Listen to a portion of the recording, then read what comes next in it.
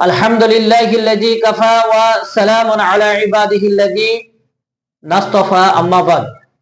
আজকে আমি আপনাদের মাঝে যে বিষয়টি নিয়ে আলোচনা করছি, আলোচনার শিরোনাম হলো পরকালের পথে যাত্রা।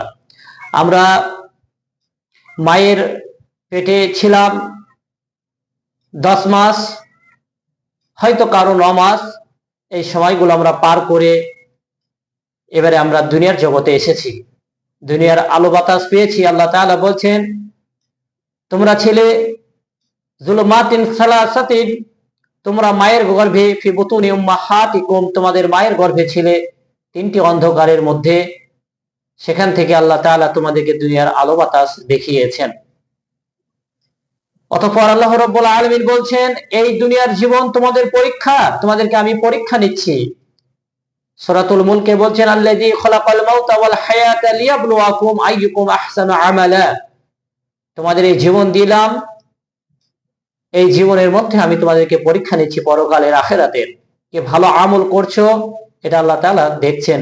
2 কাঁধের 2 ফেরেশতা সবকিছু লিখছেন, ভালো মন্দ যা কিছু আমরা করছি। কিরামান কাতিবিন ইয়ালামুনা মা তাফআলুন, কিরামান কাতিবিন তারা সবকিছু লিখছেন, পুঙ্খানুপুঙ্খানুভাবে লিখছেন। যারা পরিমাণ যদি আমরা ভালো মন্দ কিছু করি সেগুলোকেও তেনারা লিখে রাখছেন। প্রিয় ভাইরা, আখিরাতের বিষয়গুলো আমরা কতটা ভাবি এবং এই বিষয়ে আমরা জাতি সমাজকে কতটা ভাবিয়ে তুলেছি, এই বিষয়গুলোই আপনাদের মাঝে আলোচনা করছি। পারলে একটু শেয়ার করবেন, এগুলো থেকে মানুষ গাফিল আছে, মুখ ফিরে রেখেছে, তাই আমি এই বিষয়টি আলোচনা করতে চাইলাম। আল্লাহ রাব্বুল আলামিন বলছেন সূরাতুদ দাহার এর 27 নম্বর আয়াত, ওয়া ইন্নাহা উলা ইউহিব্বুনাল আজিলাহ ওয়া ইয়াযারুনা ওয়ারাহুম ইয়াওমান সাকিলা, ওই সকল লোকেরাই, অর্থাৎ দুনিয়াদারী লোকেরাই, তারা দুনিয়ার আজেলাকে তারা গুরুত্ব দিয়েছে। অর্থাৎ দুনিয়ার আজেলা বলতে দুনিয়ার প্রয়োজনীয় বস্তুগুলোকে, তারা এগুলোকে অতিরিক্ত মহব্বত করছে, অতিরিক্ত ভালোবাসছে, এগুলোর ফাঁদে পড়ে রয়েছে। আর তারা মহাবিপদের দিনকে তারা ভুলে গেছে। মহাবিপদের দিন কি? ওয়ালা তাজিরু ওয়াজরাতু বিজরা উখরা, হাসরের মাঠে কেউ কারো বোঝা তুলবে না। কোরআনে এসেছে, যে সন্তানের জন্য আজ দুনিয়াতে হালাল হারামের বাদ বাছাই আমরা করি না, যে স্ত্রীর জন্য আজকে আমরা পরকালকে ভুলে গেছি, নামাজ ছেড়ে দিয়েছি, সেই সমস্ত স্ত্রীদের কথা, সেই সমস্ত সন্তানদের কথা আল্লাহ তাআলা কোরআনে আনছেন। সূরা আবাসার মধ্যে, ইয়াউমা ইয়াফিরুল মারউ মিন আখিহি ওয়া উম্মিহি ওয়া আবিহি ওয়া সাহিবাতিহি ওয়া বানি, হাসরের মাঠে ভাই ভাইকে দেখে বিতাড়িত হবে, স্বামী স্ত্রীকে দেখে বিতাড়িত হবে, মা পিতাকে দেখবেন, পিতা মাকে দেখবেন, বা পিতারা সন্তানদেরকে দেখবে, কিন্তু কেউ কাউকে চিনবে না। সবাই এক অপরকে দেখে ছুটবে, দুর্বার গতিতে তারা ছুটে পালিয়ে যাবে, কেউ কাউকে পরিচয় দিবে না যে দুনিয়াতে আমাদের কেউ ছিল না, এই কথাই তারা বলবে। সেদিন সকলের কথা হবে ইয়া নাফসি ইয়া নাফসি। প্রিয় ভাইরা, সেই মহাবিপদের দিনকে আমরা কি করে ভুলে গেলাম, সে কথাও আল্লাহ রাব্বুল আলামিন কোরআনুল কারীমে বলছেন যে মানুষ গররাতকুমুল আমানি হাত্তা জা আমরুল্লাহ, তারা দুনিয়ার মায়াতে পড়ে, দুনিয়ার মহব্বতে পড়ে তারা পরকালকে ভুলে গেছে। দুনিয়ার মায়াতে পড়ে থাকতে থাকতে তাদের আয়ু ক্ষয় হয়ে যাচ্ছে, আয়ু শেষের দিকে চলে যাচ্ছে। ইতিমধ্যে চলে আসছে মালাকুল মাউত, অর্থাৎ জান কবজের ফেরেশতা। সেদিন মানুষ পস্তাতে থাকে, যখন জীবনের শেষ দিনগুলো, অর্থাৎ যখন মুখে শরবত দেয় বিছানগতি অবস্থার এই দিনগুলোতে আমাদের জাহান্নামী হতে থাকে, এই কারণে যে আমরা দুনিয়ার জীবনগুলোকে আমরা বেফালতু নষ্ট করেছি, শয়তানের পথে কাটিয়ে দিয়েছি। শয়তান চায় প্রত্যেককে আদমের সন্তান দুনিয়াদারি হয়ে পড়ুক। আর দুনিয়াদারি হলো একটা রোগ, এটা হচ্ছে ফি কুলুবিহিম মারাদ, এটা মানুষের অন্তরের একটা রোগ। অতিরিক্ত দুনিয়াদারি যারা করে তারা পরকালকে শেষ করে দেয়, তারা জান্নাতকে বরবাদ করে দেয়। পূর্বের কওমদের ব্যাপারে আল্লাহ তাআলা বলছেন, ওয়ালা তাকুনু কাল্লাযিনা উতুল কিতাব, পূর্বে যাদেরকে কিতাব দেওয়া হয়েছিল, নবীর উম্মাহ করা হয়েছিল, তাদের মতন হয়েও না। তারা কি হয়েছিল? তারা দুনিয়ার ফাঁদে পড়ে তারা হালাল হারাম বাজ বাছাই সব ভুলে গিয়েছিল, ফিতনায় জর্জরিত হয়েছিল।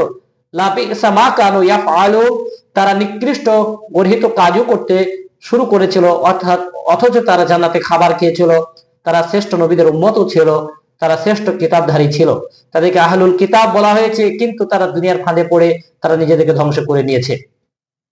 প্রিয় হাবিব সাল্লাল্লাহু আলাইহি ওয়াসাল্লাম সহিহ মুসলিমের বাহরাইন প্রসঙ্গের একটি হাদিস সহিহ মুসলিমে এসেছে, আল্লাহ রাসূল সাল্লাল্লাহু আলাইহি ওয়াসাল্লাম বলছেন যে ওয়াল্লাহি মাল ফাকর আখশা আলাইকুম, আমি ভয় করি না যে তোমরা আগামী দিন দারিদ্র হয়ে যাবে, অভাবী হয়ে যাবে, অনাহারে মরে যাবে, খাওয়া বগরে, এটা আমি কখনোই তোমাদের জন্য ভয় করি না, আফসোস করি না। আমি তোমাদের জন্য আফসোস করি তোমরা আনতুম সাতার দুনিয়া, তোমাদের কাছে দুনিয়া অনেক প্রশস্ত হয়ে যাবে, দুনিয়াতে তোমাদের অনেক জমি বাড়ি গাড়ি এইসব হয়ে পড়বে, আর হয়ে গেলে তোমরা দুনিয়ার প্রতিযোগিতাতে ব্যস্ত হয়ে যাবে। তানাফাসুহা কামা তানাফাসুহা, এত প্রতিযোগিতায় ব্যস্ত হবে, পূর্বে জাতির মতন তোমরা প্রতিযোগিতায় নেমে পড়বে।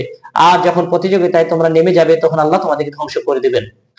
কোরআনুল কারীম আল্লাহ রাব্বুল আলামিন সূরা তাকাসুর, খুব ইম্পর্টেন্ট একটি সূরা, যেটা মানুষ মারা গেলে তেলাওয়াত করে ওই জানাজার নামাজে। এই আয়াতে আল্লাহ তাআলা প্রথম আয়াতে বলছেন আলহাকুমুত তাকাসুর হাত্তা জুরুতুমুল মাকাবির, মানুষ যখন কম্পিটিশনের ঘরে পড়ে যায় তখন তাদের এই কম্পিটিশন আর কোনোদিন কাটে না।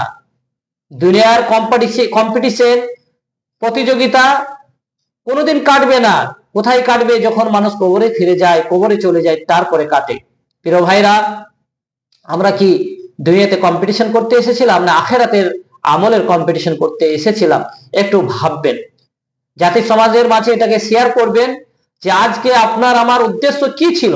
কোরআনুল কারীমে আল্লাহ তাবারক ওয়া তাআলা বলছেন সূরা কসাস আয়াত নম্বর 77, ওয়ায়াবতাগি ফিমা আতাকাল্লাহু দারাল আখিরা, আল্লাহ বলছেন তোমরা জান্নাতের বাড়িকে খুঁজে বেড়াও, তোমরা জান্নাতের বাড়ির প্রয়োজনীয় বস্তুগুলোকে দুনিয়াতে খুঁজে বেড়াও, এই উদ্দেশ্যে তোমাদেরকে ওখানে পাঠানো হয়েছে।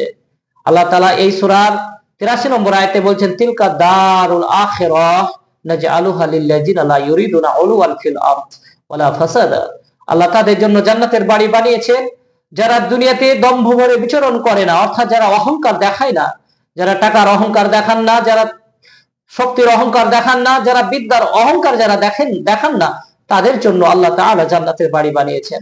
যারা দুনিয়াতে ফ্যাসাদ সৃষ্টি করেন না, যারা ফ্যাসাদকারীদেরকে সমর্থন করেন না, এদের জন্য জান্নাতের বাড়ি আল্লাহ বানিয়েছেন। প্রিয় ভাইরা, সেই জান্নাতের কি প্রতিযোগিতা করলাম, সেই জান্নাতে যাওয়ার যে গুণগুলো দরকার, অর্থাৎ আপনাকে নিরীহ মানুষ হতে হবে। কোরআনে আল্লাহ তাআলা সেই গুণগুলো ব্যবহার করেছেন। কলবিন মুনিব, নরম আত্মা, যে আত্মা কোনোদিন ঝোর ঝামেলায় লিপ্ত হয়নি। কলবিন মুনিব, যে আত্মা আযাব নিয়ে চিন্তা করত, আযাবের ভয় করত, কবর নিয়ে ভয় করত, জাহান্নামের 70 ভাগ আঙারকে কিভাবে আমি এখান থেকে বাঁচবো এই চিন্তা করত। সম্মানিত ভাইরা, এই ধরনের আত্মা জান্নাতে যাবে। আল্লাহ রাব্বুল আলামিন আমাদেরকে আরো স্পষ্ট ভাবে বলছেন সূরাতুল আল ইমরান আয়াত নম্বর 133 থেকে, ওয়াসারিউ ইলা মাগফিরাতি মির রাব্বিকুম ওয়া জান্নাতিন আরদুহাস সামাওয়াতু ওয়াল আরদু উইদ্দাত লিল মুত্তাকিন, তোমরা দ্রুত ছোট জান্নাতের পথে, তোমরা স্পিরিটে ছোট ক্ষমার পথে।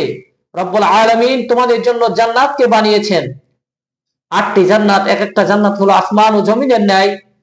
এটা বানানো হয়েছে উইদ্দাত লিল মুত্তাকিন, যারা মুত্তাকিন তাদের জন্য। আমরা মনে করছি জান্নাতে সবাই মুসলিম মানে জান্নাতে চলে যাব, এই ধারণা আমরা রেখেছি, কিন্তু এই আয়াতে স্পষ্ট ভাবে বলছেন যে জান্নাতে একমাত্র মুত্তাকিনগণ যাবেন। মুত্তাকিন কারা? মুত্তাকির একটা শব্দ হলো, একটা মানে হলো ভয়, আল্লাহর ভয়। আপনার আমার চোখ থেকে কখনো পানি এসেছে? ওয়াজিলাত কুলুবুহুম, আপনার আমার দিল কি কখনো নরম হয়েছে?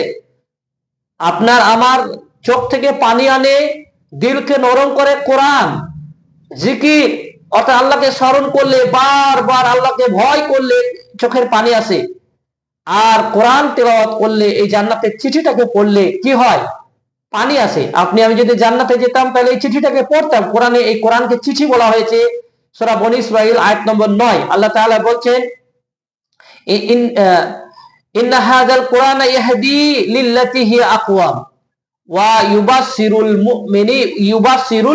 মুমিনিনা আল্লাযীনা ইয়া'মালুনাস সালিহাত, যারা নেক আমল করেন তাদের জন্য এটা একটা জান্নাতের পয়গাম, জান্নাতের সুসংবাদ দানের একটা কালাম। প্রিয় ভাইরা, তাহলে আমরা এই জান্নাতের এই চিঠিটাকে আমরা কজন পড়ি, কজন এই চিঠির হক আদায় করি? বিন আনাইল লাইলি ওয়ান নাহার, দিন এবং রাত্রিতে এই চিঠিটাকে পড়তে বলা হয়েছে। কজন আমরা পড়ি, কজন কোরআনের সাহারা নিই, কোরআনকে নিজের গাইড বুক, হুদাল্লিল মুত্তাকিন, এটা মুত্তাকিদের পরিচয়। একথা সূরা বাকারাতে আল্লাহ তাআলা প্রথমেই বলেছেন। তাহলে এই কালামটাকে আপনি ছেড়ে দিয়ে আপনি দুনিয়ার মায়াতে পড়ে আছেন, দুনিয়ার প্রতিযোগিতাতে ব্যস্ত হয়ে আছেন, দুনিয়া করে বেড়াচ্ছেন, আর আপনি নিজেকে জান্নাতি বলে দাবি করছেন। আপনি দুনিয়াতে কি করেছেন, আপনি মহান রবকে কি দিয়েছেন যে আপনি জান্নাতের আশা করছেন? প্রিয় ভাই, কেউ বাঁচবো না, আমরা কেউ ছাড় পাবো না কবর থেকে। কবর কাউকে ছাড়েনি, আপনি আমিও ছাড় পাবো না। আমরা এখনো কবর নিয়ে ভাবছি না।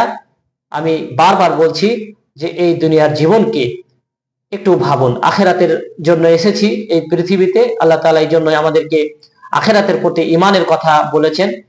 6টি ঈমানের রুকুন আছে, তার মধ্যে একটা হচ্ছে ইয়াউমিল আখির।